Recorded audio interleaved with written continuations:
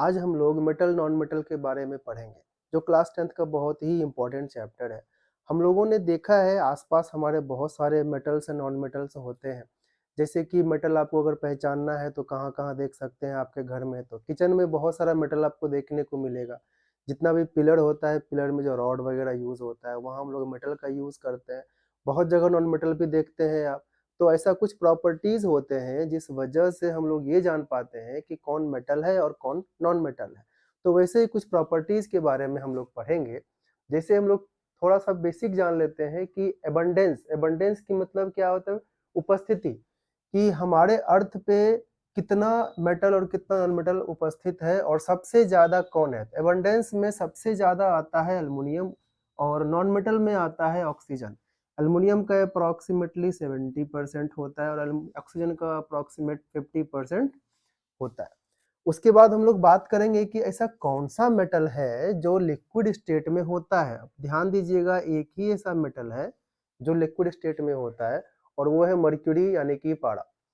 Formula होता है Hg। और अगर हम लोग नॉन मेटल की बात करें तो नॉन मेटल में तो तीनों होता है, सॉलिड, लिक्विड एंड गैस। लेकिन एक सिंगल है ब्रोमीन जो कि लिक्विड स्टेट में होता है।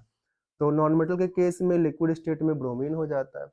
अगर इलेक्ट्रॉनिक कॉन्फ़िगरेशन के बारे में बात करें तो इलेक्ट्रॉनिक कॉन्फ़िगरेशन में आप देखिएगा कि 1 से लेके 3 तक आउटर मोस्ट सेल में 1 से लेके 3 इलेक्ट्रॉन होता है। वहीं अगर नॉन मेटल की बात करते हैं तो आउटर मोस्ट सेल में 4 से 8 इलेक्ट्रॉन होता है। तो अब देखिएगा यहाँ पर जिसके लास्ट में 1 इलेक्ट्रॉन रहता है, उस टाइप के मेटल को हम लोग कहते हैं अल्कली मेटल्स। ठीक है? तो एक वैलेंस इलेक्ट्रॉन वाले मेटल को कहते हैं अल्कली मेटल्स। लेकिन इसमें एक एक्सेप्शन है, हाइड्रोजन और हीलियम, ये दोनों ही एक्सेप्शन में आते हैं क्योंकि इनके पास आउटर मोस्ट सेल में 1 इलेक्ट्रॉन है, इसके पास आउटर मोस्ट सेल में 2 इलेक्ट्रॉन है, लेकिन ये नॉन मेटल के कैटेगरी में आते हैं। लेकिन इसके पास 1 और 2 है और जो कि मेटल का प्रॉपर्टी है। इस वजह से ये एक्सेप्शन के केस में आ गया। हार्डनेस की बात करेंगे तो हार्डनेस में आपका नॉन मेटल ब्रिटल होता है। ब्रिटल का मतलब ये होता है कि अगर नॉन मेटल को आप गिराइएगा तो वो टुकड़े टुकड़े में टूट जाता है। वही अगर बात करें हम लोग हार्डनेस मेटल की तो ये हो जाता है हम लोगों का सॉलिड, जो कि बहुत ही हार्ड होता है। लस्टर, लस्टर का मतलब होता है, इसको डिफाइन अगर कीजिएगा, it is the shining nature of metal, मतलब इसका जो सरफेस होता है वो चमकीला होता है। तो आप देखिएगा कि लस्टर में मेटल के पास तो लस्टर्स प्रॉपर्टी होता है अप्रॉक्सीमेटली सभी के पास, लेकिन नॉन मेटल के पास नहीं होता। अगर एक्सेप्शन की बात करें तो आयोडीन और ग्रेफाइट एक ऐसा नॉन मेटल है जिसके पास लस्ट्रस होता है, उसका सरफेस चमकीला होता है। मेलेबिलिटी की बात करते हैं। मेलेबिलिटी और डक्टिलिटी ये दोनों ही इंपॉर्टेंट डेफिनेशन है। तो मेलेबिलिटी कैसे डिफाइन करेंगे? Malleability is the property of metal due to which it can be beaten by hammer into thin sheets. मतलब मेटल का वो प्रॉपर्टी जिस वजह से हम लोग उसको पीट पीट के चादर में या शीट में कन्वर्ट कर लेते हैं, उसे मेलेबिलिटी कहा जाता है। तो मेलेबिलिटी मेटल के पास तो होता है बट नॉन मेटल के पास नहीं होता। वहीं अगर डक्टिलिटी की बात करते हैं तो डक्टिलिटी का मतलब होता है it is the property due to which a substance और metal can be drawn into thin wires. अगर आप किसी सब्सटेंस को तार में चेंज कर सकते हैं तो हम लोग उसको कहते हैं कि उसके पास प्रॉपर्टी है डक्टिलिटी का। तो हम लोग जितना भी तार देखते हैं, वायर देखते हैं, वो सबका सब होता है मेटल का। ठीक है, और ये प्रॉपर्टी नॉन मेटल में नहीं पाया जाता। कंडक्टिविटी की बात करते हैं तो कंडक्टिविटी में हमारे पास दो आता है, एक आता है हीट और एक आता है इलेक्ट्रिसिटी। तो हीट और इलेक्ट्रिसिटी की बात करेंगे तो जनरली मेटल जो है वो good conductor of heat and electricity दोनों होता है और नॉन मेटल जो है वो बैड कंडक्टर है। ठीक है, तो bad conductor of heat and electricity कौन होता है? Non metal. इसमें एक्सेप्शन है, ग्रेफाइट है तो नॉन मेटल, लेकिन ये इलेक्ट्रिसिटी को अच्छे से कंडक्ट करता है। वैसे ही अगर मैं कंडक्टिविटी की बात करूं तो बेस्ट बेस्ट कंडक्टर है हम लोगों के पास सिल्वर। ठीक है, और अगर पुअर की बात करें तो पुअर में हम लोगों का आ जाता है लेड। ठीक है, यानी कि पीबी। ये poor conductor of heat and electricity होता है। वहीं अगर बेस्ट है तो ये जी बेस्ट कंडक्टर ऑफ इलेक्ट्रिसिटी होता है। फिजिकल स्टेट की बात करेंगे तो फिजिकल स्टेट में आप जनरली एंड मोस्टली जो है मेटल सॉलिड होते हैं, मेटल सॉलिड होते हैं, लेकिन एक सिंगल पीस जो मैंने बात किया था ना सिल्वर मर्क्यूरी का, यही जो है आपका एक लिक्विड स्टेट में होता है मेटल के केस में। तो सारे सॉलिड हुए, एक लिक्विड हुआ। वैसे ही फिजिकल स्टेट अगर बात करते हैं तो ये तीनों ही स्टेट में मिलता है। नॉन मेटल सॉलिड भी होता है, लिक्विड भी होता है और गैस होता है। तो लिक्विड हमने देखा था ब्रोमीन जो है वो नॉन मेटल है जो कि लिक्विड है। सोनोरस की बात करते हैं। सोनोरस का मतलब होता है when a substance strike with some metal or any object then it produces ringing sound। अगर कोई मेटल या कोई सब्सटेंस किसी चीज से हिट किया जाता है तो ये रिंगिंग साउंड प्रोड्यूस करता है। तो ये मेटल के पास होता है। मेटल जो है उसको हिट कीजिएगा तो वो रिंगिंग साउंड प्रोड्यूस करेगा, लेकिन non metal ringing sound produce नहीं करता। वहीं मेल्टिंग एंड बॉइलिंग पॉइंट की बात करते हैं तो मेटल का जनरली हाई होता है मेल्टिंग पॉइंट, बॉइलिंग पॉइंट, और वहीं अगर हम लोग नॉन मेटल की बात करेंगे तो उसका मेल्टिंग और बॉइलिंग पॉइंट लो होता है। इसका एक्सेप्शन देख लीजिए, इसमें melting point, boiling point sodium, potassium, gallium ये सब बहुत ही सॉफ्ट होते हैं, डेंसिटी लो होता है और इनका मेल्टिंग एंड बॉइलिंग पॉइंट बहुत ही कम होता है। बाकी सारे मेटल्स का मेल्टिंग एमपी एंड बीपी सब हाई होता है। ठीक है, अब हम लोग मेटल के केमिकल प्रॉपर्टीज को बहुत ही इजीली समझेंगे, एक पैटर्न में समझ लेंगे जिस वजह से आपको एक ही बार में याद हो जाएगा। तो सबसे पहले हम लोग लेंगे मेटल को रिएक्ट करवाना है किससे, तो ऑक्सीजन से और वाटर से। हमने रिएक्ट कराया मेटल को ऑक्सीजन एंड वाटर, अलग अलग रिएक्ट करवाएंगे। सबसे पहले हमने कराया ऑक्सीजन से इसका रिएक्शन, ध्यान दीजिए metal plus oxygen becomes metal oxide, metal plus oxygen becomes metal oxide and metal plus water becomes metal hydroxide और metal oxide मतलब वाटर के साथ रिएक्ट करेगा तो ये दोनों ही बना सकता है, कभी ऑक्साइड तो कभी hydroxide depending on the reactivity of metal.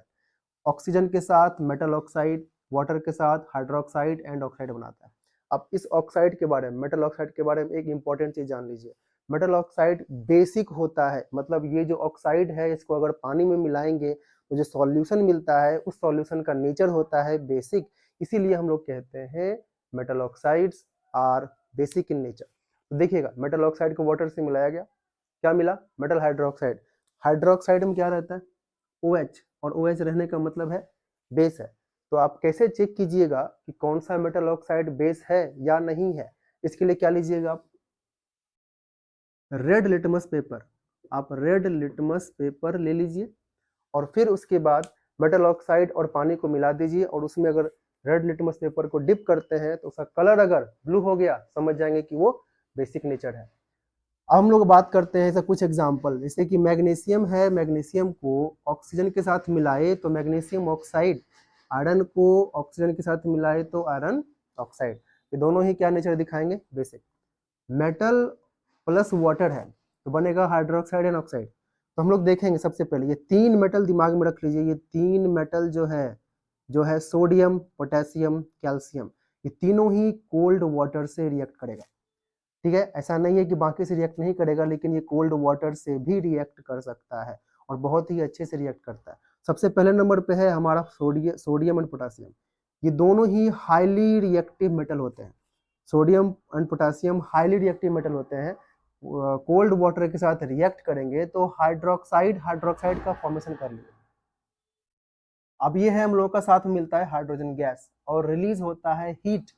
Sodium potassium cold water के साथ रिएक्ट करके हाइड्रोक्साइड बनाता है, H2 गैस रिलीज करेगा, हीट रिलीज करेगा और ये बहुत ही वायलेंट होता है, मतलब एग्रेसिव होता है, बहुत ज्यादा अमाउंट में हीट निकलता है ब्लास्ट के फॉर्म में, और ये इसी कारण से इसे हम लोग क्या कहते हैं, एक्सोथर्मिक। ठीक है, अब कैल्शियम की बात करते हैं। कैल्शियम जो है वो भी कोल्ड वाटर से रिएक्ट करेगा, लेकिन हाइड्रोक्साइड बनाया, बट प्रॉब्लम ये है कि ये लेस हीट प्रोड्यूस करेगा। सोडियम पोटेशियम ने बहुत ज़्यादा हीट प्रोड्यूस किया था और बट कैल्शियम ने कम हीट प्रोड्यूस किया, ये वायलेंट नहीं होता, ज़्यादा हीट प्रोड्यूस नहीं करता। अब हम लोग बात करेंगे मैग्नीशियम की। मैग्नीशियम अब किसके साथ रिएक्ट कर रहा है? हॉट वाटर के साथ। अब गर्म पानी लेना है हम लोगों को, हॉट वाटर के साथ मैग्नीशियम रिएक्ट करेगा तो बन गया हाइड्रोक्साइड। अभी तक हमने कोल्ड एंड हॉट वाटर में सिर्फ हाइड्रोक्साइड ही देखा है। अब जैसे ही हम लोग स्टीम पे आते हैं, यानी कि भाप पे, पानी के भाप से रिएक्ट कौन कौन करता है? तो aluminium, zinc, iron and magnesium. यहाँ देखिएगा मैग्नीशियम ने, ये पॉइंट, मैग्नीशियम ने हॉट वाटर से रिएक्ट किया तो बन गया मैग्नीशियम हाइड्रोक्साइड। वहीं मैग्नीशियम ने स्टीम से रिएक्ट किया तो बन गया मैग्नीशियम ऑक्साइड। ठीक है, तो बस यही है, केवल पानी का टेम्परेचर बदलना है, मतलब हॉट से स्टीम कर देना है तो आपका हाइड्रोक्साइड से ऑक्साइड बन जाता है। वैसे ही एल्युमिनियम की बात करेंगे, वाटर से रिएक्ट किया जो कि स्टीम है, एल्युमिनियम ऑक्साइड, जिंक बनाएगा जिंक ऑक्साइड, आयरन बनाएगा आयरन ऑक्साइड। तो कॉमन चीज दिमाग में ये आ रहा है कि अगर स्टीम से रिएक्ट करेगा तो ऑक्साइड ही बनेगा, स्टीम से रिएक्ट करेगा तो ये सारे मेटल्स ऑक्साइड बनाएंगे। अब ये तीनों चारों मेटल जो है, ये तीन मेटल जो है वो कोल्ड वाटर से रिएक्ट नहीं करते। बाकी ये दोनों इनसे भी रिएक्ट कर सकते हैं, लेकिन ये तीनों कोल्ड वाटर से रिएक्ट नहीं करते। ठीक है, इसका स्क्रीनशॉट ले लीजिए। मेटल का अगला रिएक्शन करवाएंगे हम लोग डाइल्यूट एसिड से। ठीक है, डाइल्यूट एसिड का हम लोग मतलब जानते हैं कि अगर एसिड में हम लोग ज़्यादा पानी मिला देते हैं तो वो डाइल्यूट बन जाता है। तो सबसे पहली बात है, हमने लिया सोडियम को, ये है डाइल्यूट हाइड्रोजन क्लोराइड। पहला रिएक्शन है हाइड्रोजन क्लोराइड, उससे रिएक्शन करवाएंगे तो क्या बनता है हमारे पास? मेटल क्लोराइड बनता है। तो सोडियम है तो सोडियम ने दिया sodium chloride, magnesium magnesium chloride, aluminium aluminium chloride, zinc zinc chloride, साथ में मिला हमें हाइड्रोजन गैस। ओके, अब वही हम लोग सेकंड पे आते हैं, रिएक्शन विथ डाइल्यूट H2SO4। मतलब अभी हमने डाइल्यूट एसिड से ही रिएक्ट करवाना है, तो H2SO4 है तो ये वाला पार्ट सब में ऐड होगा, SO4 वाला पार्ट। सोडियम है तो सोडियम के साथ SO4 जुड़ गया, magnesium SO4, aluminium SO4, zinc SO4, copper no reaction. ठीक है, हाँ इसमें पहले में ये हम लोगों का था कि copper, silver, gold and platinum do not react with dilute acid. मतलब ये दोनों, ये सारे के सारे बहुत ही कम रिएक्टिव मेटल है, जिस वजह से ये डाइल्यूट एसिड के साथ भी रिएक्ट नहीं कर पाते। तो क्वेश्चन में अगर कॉपर प्लस HCl दिया हो तो आपको लिखना है नो रिएक्शन। ओके, सिमिलरली यहाँ पर भी हो रहा है, कॉपर में H2SO4 डाइल्यूट है तो नो रिएक्शन। डन। अब देखिए, तो ये हम लोगों ने सीख लिया कि सोडियम से क्या बन रहा है, मैग्नीशियम से। ध्यान दीजिएगा, बस फॉर्मूला आपको लिखने आना चाहिए, बाकी आपको SO4 सारे में ऐड कर देना है। ठीक है, सिमिलरली प्रीवियस की तरह यहाँ भी H2 और H2 रिलीज हो रहा है। अब हम लोग बात करेंगे डाइल्यूट HNO3 नाइट्रिक एसिड से। अब मैग्नीशियम और मैग्नीज मैंने दो ही लिया है, ठीक है ना, मैग्नीशियम और मैग्नीज से दो लिया है क्योंकि इन्हीं दोनों में ये हाइड्रोजन गैस प्रोड्यूस करता है। देखिएगा, मैग्नीशियम रिएक्ट किया HNO3 से जो डाइल्यूट है, मेटल नाइट्रेट बनेगा तो मैग्नीशियम नाइट्रेट बन गया, मैग्नीज नाइट्रेट बन गया। सिंपल सी बात है, NO3 का होल 2 NO3 का होल 2, वैसे ही आपको ऐड करना है। दो मैंने इसलिए लिया क्योंकि इसी दोनों केस में सिर्फ हाइड्रोजन गैस रिलीज होता है। अब एक बात जान लीजिए कि नाइट्रिक एसिड जो है, नाइट्रिक एसिड, इसके बारे में जाना जाता है कि ये स्ट्रॉन्ग ऑक्सीडाइजिंग एजेंट है। इसका मतलब ये ऑक्सीडाइज कर देता है, बहुत ही पावरफुल ऑक्सीडाइजिंग एजेंट है। होता क्या है कि अगर इसके अलावा कोई और मेटल लेते हैं तो उसमें भी तो हाइड्रोजन गैस बनेगा ही बनेगा, लेकिन इसका ये प्रॉपर्टी जो है ना, एक स्ट्रॉन्ग ऑक्सीडाइजिंग एजेंट का, इसके चक्कर में ये फंस जाता है। बेचारा सोचता है कि H2 तो निकल जाएगा, लेकिन जैसे ही ये स्ट्रॉन्ग ऑक्सीडाइजिंग के साथ आता है, मजबूरन इसके साथ ऑक्सीजन जोड़ दिया जाता है। समझ में आया बात? स्ट्रॉन्ग ऑक्सीडाइजिंग का मतलब होता है कि अगर मैं ऑक्सीडाइजिंग एजेंट हूं तो मैं दूसरे को ऑक्सीडाइज करूंगा। दूसरे को ऑक्सीडाइज करने का मतलब है मैं उसमें जबरदस्ती ऑक्सीजन ऐड करूंगा या वहां से हाइड्रोजन निकाल दूंगा। ठीक है, तो वही कहलाता है ऑक्सीडाइजिंग एजेंट। और स्ट्रॉन्ग होने का मतलब ये है कि ये पक्का न पक्का, जरूरी से जरूरी ऑक्सीजन को जोड़ेगा ही जोड़ेगा। तो इस वजह से बहुत सारे मेटल के साथ इनके अलावा हाइड्रोजन गैस प्रोड्यूस तो हो जाता है, लेकिन नाइट्रिक एसिड के प्रेजेंस में, जो कि स्ट्रॉन्ग ऑक्सीडाइजिंग एजेंट है, वो उस हाइड्रोजन गैस को भी ऑक्सीडाइज करके ऑक्सीजन जोड़ देता है और साथ में मिलता है हमें वाटर। ठीक है, इसका स्क्रीनशॉट ले लीजिए। अब हम लोग रिएक्शन करवाएंगे मेटल का मेटल सॉल्ट से। मेटल सॉल्ट में देखिएगा, सॉल्ट ऑफ मेटल बी लिया है मैंने और एक मेटल ए लिया है। ये इसके रिएक्शन के लिए एक कंडीशन है कि अगर मेटल ए बी से ज़्यादा रिएक्टिव है, अगर ए का रिएक्टिविटी बी से ज़्यादा है तभी ये रिएक्शन होगा, अदरवाइज रिएक्शन नहीं होगा। तो देखिएगा, मैंने मेटल ए लिया जिंक और यहाँ पर मैंने लिया CuSO4 जिसका कलर है ब्लू। अब अगर जिंक इस पार्ट से कॉपर से ज़्यादा रिएक्टिव होगा तभी ये इसको डिस्प्लेस कर सकता है। यहाँ पर एक डिस्प्लेसमेंट रिएक्शन हो रहा है। डिस्प्लेसमेंट रिएक्शन में क्या होता है, यहाँ पर दो पार्ट बैठे हुए हैं, ठीक है ना। अगर ये ज़्यादा पावरफुल है तो उसमें से एक को लात मार के भगा देगा, दूसरा वाला निकल के बाहर। तो जिंक अगर रिएक्टिव हुआ, ज़्यादा पावर है जिंक के पास, ज़्यादा रिएक्टिव है कॉपर से, तो ये कॉपर को हटा देता है। तो यहाँ पर देखिए जिंक आ गया कॉपर के जगह, तो बन गया जिंक सल्फेट और कॉपर बेचारा मुंह लटका के चल दिया बाहर। ठीक है, तो ये रिएक्शन का आप कलर याद रख लीजिएगा, ये बहुत ही इंपॉर्टेंट है। ब्लू कलर है और वो कलरलेस बन जाता है। उसके बाद जिंक पे जो बचा हुआ जिंक रहता है जो पार्ट, उस पर रेडिश ब्राउन कोटिंग यानी कि कॉपर का कोटिंग चढ़ जाता है जिंक रॉड पे या जिंक ऑब्जेक्ट पे। दूसरा एग्जांपल है आयरन। तो आयरन कॉपर सल्फेट से रिएक्ट करेगा जो कि ब्लू कलर का है, ये बन जाएगा ग्रीन। अब आयरन रिएक्ट इसलिए कर पा रहा है क्योंकि आयरन कॉपर से ज़्यादा रिएक्टिव है। अब कौन किससे ज़्यादा रिएक्टिव है उसके लिए यहाँ पर दिया गया है सीरीज, इसको कहते हैं हम लोग रिएक्टिविटी सीरीज। ठीक है, सबसे पहले नंबर पे आता है potassium, sodium, calcium, magnesium, aluminium. उस तरह से मैं अगर कंपेयर करूँ तो मैंने लिया आयरन, देखिएगा यहाँ है आयरन, उसके बाद है कॉपर, कॉपर यहाँ है, तो ये ऊपर वाले पार्ट में आ रहा है, मतलब ये ज़्यादा रिएक्टिव है किसे कंपैरिजन में, कॉपर कंपैरिजन में, तो कॉपर को हटा देगा। जिंक की बात करते हैं और कॉपर की बात करते हैं। जिंक देखिए यहाँ है, ऊपर है, और कॉपर यहाँ है, मतलब जिंक अभी भी कॉपर से ऊपर है, तो मतलब ये ज़्यादा रिएक्टिव है, तो यहाँ पर इसने जिंक ने कॉपर को हटा दिया। ठीक है, इस तरह का बहुत सारा रिएक्शन आपको देखने को मिलेगा।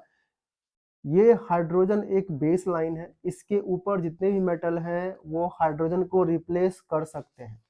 ठीक है, इसीलिए देखिएगा बहुत सारे रिएक्शन में जब कॉपर को मैंने HCl से रिएक्ट करवाना चाहा था तो नहीं रिएक्शन हुआ था। क्यों? क्योंकि कॉपर नीचे आता है और हाइड्रोजन ऊपर है। इट मीन्स कॉपर की रिएक्टिविटी हाइड्रोजन से कम है, तो कॉपर अगर हाइड्रोजन को हटाने के लिए जाएगा तो हाइड्रोजन ज़्यादा पावर होने की वजह से, ज़्यादा रिएक्टिव होने की वजह से वापस लात मार के भगा देगा। इट मीन्स कोई रिएक्शन नहीं हो पाएगा। इसी तरह से अगर कॉपर सिल्वर वाले सॉल्ट से रिएक्शन करता है तो कॉपर उसको हटा सकता है। तो ये रिएक्टिविटी सीरीज आप याद कर लीजिएगा। ठीक है, अब आती है बात 5 में metal plus non metal. Non metal में हम लोग ने लिया क्लोरीन। ठीक है, अब यहाँ सोडियम है। मेटल और नॉन मेटल के बीच में रिएक्शन कैसे होता है? मेटल का टेंडेंसी है इलेक्ट्रॉन रिलीज करना और नॉन मेटल का टेंडेंसी है इलेक्ट्रॉन गेन करना। ठीक है, तो ये आदतें दोनों के लिए कंफर्टेबल हैं और बेनिफिशियल है। मेटल अपना इलेक्ट्रॉन दे देगा लेकिन सामने में कोई लेने वाला होना चाहिए, तो नॉन मेटल बेच रहा है, ठीक है दे दो। ठीक है, इस तरह से दोनों में ही ट्रांसफर ऑफ इलेक्ट्रॉन्स होता है। तो इलेक्ट्रॉन के ट्रांसफर से जो बॉन्ड बन गया उस वजह से हम लोग का जो कंपाउंड बना वो बना हम लोगों का सॉल्ट। ठीक है, तो सोडियम इसीलिए मैंने Na+ लिखा है क्योंकि सोडियम ने सोडियम एक इलेक्ट्रॉन लूज करता है। क्लोरीन एक इलेक्ट्रॉन गेन करता है। ये एक इलेक्ट्रॉन लूज क्यों किया? क्योंकि इसको ऑक्टेट पूरा करना है। ये इलेक्ट्रॉन गेन क्यों किया? क्योंकि इसे भी ऑक्टेट पूरा करना है। एक पार्ट आता है हम लोगों का एक्वा रीजिया। एक्वा रीजिया जो है एक कॉम्बिनेशन है किसका? HCl का और HNO3 का। ठीक है, जनरली अगर हम लोग सिर्फ HCl लें या फिर सिर्फ HNO3 लें तो ये गोल्ड और प्लेटिनम के साथ कोई भी रिएक्शन नहीं करेगा, ना तो HCl करेगा ना ही HNO3 करेगा। तो उसके लिए क्या कोई तो उपाय होना चाहिए ना। तो बोला ठीक है, ये दोनों एसिड आपस में हाथ मिला लेते हैं, क्योंकि इनका कॉम्बिनेशन कुछ अद्भुत टाइप का होता है। HCl बोला हम 3 पार्ट आएंगे, HNO3 बोला कि हम एक ही पार्ट काफी है। तो 3:1 के रेशियो में 3:1 के रेशियो में HCl HNO3 को मिलाया जाता है और उसके बाद इससे गोल्ड और प्लेटिनम को डिसॉल्व किया जाता है, इसको मेल्ट कर दिया जाता है। ठीक है, तो यही है एक्वारिजिया का पावर। एक्वारिजिया हम लोग बना के नहीं रखते हैं, इसको बस जब हम लोगों को जरूरत पड़ता है कि इन दोनों को डिसॉल्व करना है तब इसको मिला के बनाया जाता है। ठीक है, एक और टॉपिक है जिसमें ये कहा जा रहा है कि इसके रिएक्टिविटी सीरीज के पीछे क्या रीजन है, किसी भी मेटल का रिएक्टिविटी कैसे डिसाइड करते हैं, how to decide the reactivity of metal. तो ध्यान से समझिएगा, जो मेटल बहुत ही आसानी से या इजीली इलेक्ट्रॉन लूज करता है, जो मेटल आसानी से और बहुत ही इजीली इलेक्ट्रॉन लूज करता है, उसकी रिएक्टिविटी सबसे ज़्यादा होती है। तो यहाँ पर सोडियम और पोटेशियम नंबर 1 पे आ रहा है। पोटेशियम या सोडियम दोनों की जो रिएक्टिविटी सबसे ज़्यादा होती है, क्योंकि इनके पास इलेक्ट्रॉन लूज करना ईजी है। मतलब देखा इलेक्ट्रॉन लूज कर दिया, देखा इलेक्ट्रॉन लूज कर दिया, कोई सामने आया इलेक्ट्रॉन लूज कर दिया, इतना ईजी होता है, मतलब इसको कोई मतलब ही नहीं है उस एक इलेक्ट्रॉन से, इसीलिए इनकी रिएक्टिविटी ज़्यादा होती है। जैसे जैसे हम लोग नीचे जाते हैं वैसे वैसे इलेक्ट्रॉन देने की प्रवृत्ति, इलेक्ट्रॉन देने की टेंडेंसी घटते जाती है, जिस वजह से उसका रिएक्टिविटी भी घटते चला जाता है। ठीक है, तो ये तो हो गया reason behind the reactivity of metals. आप इसका स्क्रीनशॉट ले सकते हैं।